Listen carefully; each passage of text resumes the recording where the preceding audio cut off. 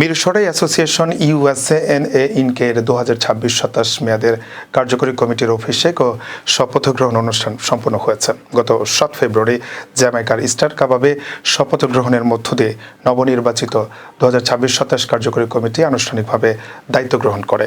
সভাপতি আবু তাহের মিয়া ও সাধারণ সম্পাদক সাখাওয়াত হোসেন সেলিমের নেতৃত্বাধীন নবগঠিত কমিটিকে শপথ বাক্য পাঠ করান অনুষ্ঠানের প্রধান অতিথি কাজী আশরাফ হোসেন নয়ন।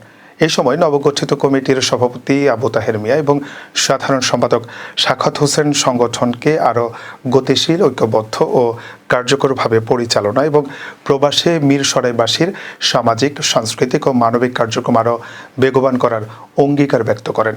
আহ্বায়ক কমিটির সদস্য মোহাম্মদ হানিফ চৌধুরীর সভাপতিত্বে ও কাউসার চৌধুরীর সঞ্চালনায় অনুষ্ঠানস্থলে সংগঠনের সদস্য, শুভানুধ্যায়ী ও কমিউনিটির বিভিন্ন পর্যায়ের ব্যক্তিদের উপস্থিতিতে এক উষ্ণ ও সৌহার্দ্যপূর্ণ পরিবেশ সৃষ্টি হয়।